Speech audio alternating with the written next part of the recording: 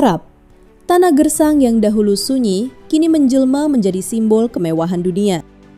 Burung unta pun kini bersaing dengan mobil sport. Unta ditinggal, Lamborghini yang ditunggangi. Inilah dunia Arab masa kini.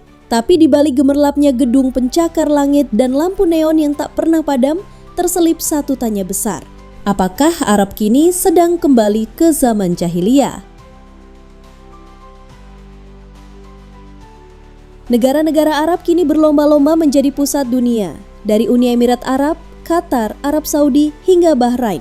Semua seolah sedang mengikuti kompetisi tak tertulis siapa paling kaya, siapa paling glamor, dan siapa yang paling dekat dengan gaya hidup barat.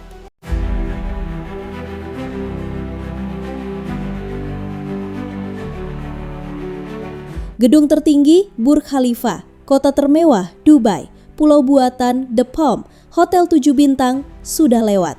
Kini yang diburu adalah kasino terapung, robot pelayan, dan tiket konser penyanyi dunia. Tapi di tengah itu semua, muncullah suara-suara lirih dari berbagai penjuru dunia Islam. Apakah ini kemajuan atau justru kemunduran? Tanya sebagian umat. Apakah ini bagian dari modernitas atau sudah mengarah pada kembalinya masa jahiliyah zaman sebelum Islam diturunkan? Modernitas kini bukan lagi soal teknologi atau kemajuan infrastruktur, tapi sudah merasuk ke gaya hidup. Kini di Riyadh, Arab Saudi, perempuan bisa mengendarai mobil, sesuatu yang dulunya tabu. Di Dubai, konser Justin Bieber dan Blackpink ditonton ribuan anak muda. Laki-laki dan perempuan duduk berdampingan tanpa batas. Kafe-kafe bercampur, restoran mewah buka hingga subuh, dan kini bar mulai dibuka di area khusus yang bebas dari syariat. Bahkan di beberapa kawasan alkohol tak lagi disembunyikan, tapi dijual terbuka bagi wisatawan. Lantas umat pun bertanya-tanya, kemana perginya warisan Nabi? Apakah modernisasi ini masih dalam rel Islam atau sudah keluar jalur? Apakah ini kemajuan yang patut dibanggakan? Ataukah ini tanda bahwa tanah kelahiran Islam mulai melepaskan identitas aslinya? Sebagian ulama menyebut ini adalah fitnah akhir zaman. Ada yang menyebutnya sebagai jahiliyah gaya baru.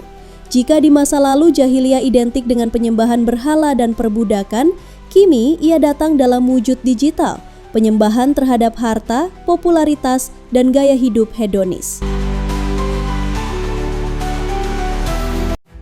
Mari kita kembali sejenak ke masa awal Islam. Sebelum cahaya Islam turun, Arab adalah negeri jahiliyah. Masa kegelapan spiritual, penuh kebodohan, kekejaman, dan penindasan. Laki-laki berkuasa penuh, perempuan dianggap aib. Anak perempuan dikubur hidup-hidup. Lalu datanglah Islam membawa perubahan. Perempuan dimuliakan, anak-anak dilindungi, dan tauhid ditegakkan. Seluruh aspek kehidupan diatur berdasarkan wahyu, bukan nafsu. Harta bukan untuk dipamerkan, tapi digunakan untuk membela agama dan membantu yang lemah.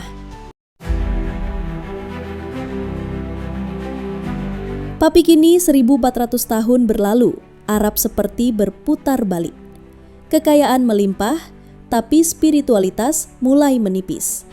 Banyak yang takut Arab kini tengah menuju fase post-Islam, di mana agama hanya menjadi simbol, sementara gaya hidup mengambil kendali. Yang mencengangkan, banyak pemimpin Arab kini lebih fokus menjadikan negerinya sebagai pusat hiburan dunia ketimbang pusat peradaban Islam. Arab Saudi bahkan telah membentuk NEOM, kota futuristik bernilai ratusan miliar dolar, di mana robot akan menjadi warga dan sistem hukum berbasis teknologi, bukan syariat. Salah satu proyeknya, The Line, kota vertikal sepanjang 170 km yang katanya akan mengubah dunia. Tapi umat bertanya, apakah ini benar perubahan positif atau hanya sekadar kemegahan yang membutakan? Seorang ulama Mesir berkata, jika kemajuan membuat kita lupa pada nilai-nilai Islam, maka itu bukan lagi kemajuan, tapi kehancuran dalam bentuk baru. Di media sosial, banyak netizen dari Indonesia, Pakistan, bahkan dari dalam Arab sendiri yang mulai gelisah. Mereka menyebut negara-negara Arab kini tidak lagi menjadi rujukan moralitas Islam, tapi malah menjadi contoh dekadensi. Pesta musik, festival budaya ala barat, bahkan kompetisi mode kini marak.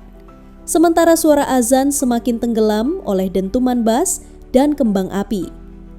Ramadan pun kini bukan lagi bulan menahan diri, tapi malah menjadi musim diskon dan buka puasa mewah. Mungkin ini yang dimaksud dengan jahiliyah baru.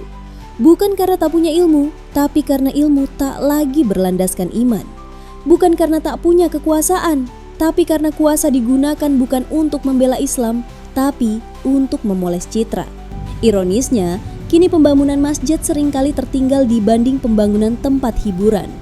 Dulu Nabi Muhammad SAW membangun masjid pertama sebelum rumahnya sendiri. Tapi kini, di banyak kota Arab masjid tak lagi menjadi pusat kehidupan masyarakat. Dulu kami bangga menjadi muslim. Kini, kami hanya ikut tren dunia. Tentu tidak semua yang terjadi di negara Arab adalah negatif. Masih banyak ulama, santri dan masyarakat yang berjuang mempertahankan nilai Islam. Masih ada gerakan dakwah, kajian dan komunitas spiritual. Tapi tantangan mereka semakin berat kala gaung oleh gemerlap lampu kota. Banyak anak muda di Arab kini lebih mengenal nama-nama seleb TikTok daripada nama sahabat Nabi. Lebih hafal lagu barat daripada ayat suci. Lebih sibuk mengejar pengaruh daripada mencari ilmu. Katanya ingin jadi bangsa terdepan, tapi lupa siapa yang memberi cahaya pertama. Dulu, tanah Arab adalah pusat ilmu, peradaban dan kejayaan Islam. Kota-kotanya melahirkan ilmuwan, pemikir dan pemimpin besar. Tapi kini, kejayaan itu terkikis oleh gaya hidup instan, konsumerisme, dan pencitraan media sosial. Kini, umat pun bertanya, apakah ini harga dari kemajuan? Apakah kita harus kehilangan jati diri untuk bisa bersaing di panggung global? Tapi harapan belum hilang. Di sela-sela kemewahan dan keramaian, masih ada anak muda Arab yang diam-diam bangkit. Mereka berdakwah lewat media sosial. Mereka kembali menghidupkan kajian-kajian kecil. Mereka mengajak teman-temannya kembali ke masjid. Mereka percaya, modernisasi tak harus membuat kita kehilangan iman. Mereka tidak menolak kemajuan, tapi mereka melupakan Islam. Bagi mereka, teknologi hanyalah alat, hati yang menentukan arah. Mereka ingin membuktikan bahwa kita bisa maju tanpa meninggalkan nilai-nilai luhur agama. Zaman jahiliyah mungkin telah lama berlalu, tapi jika kita tak hati-hati, ia bisa datang kembali dalam wajah baru yang lebih menipu.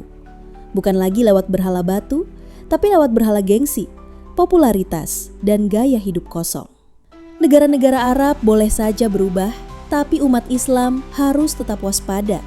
Karena bukan sekadar modernitas yang datang, tapi juga ujian iman yang lebih halus dan berbahaya.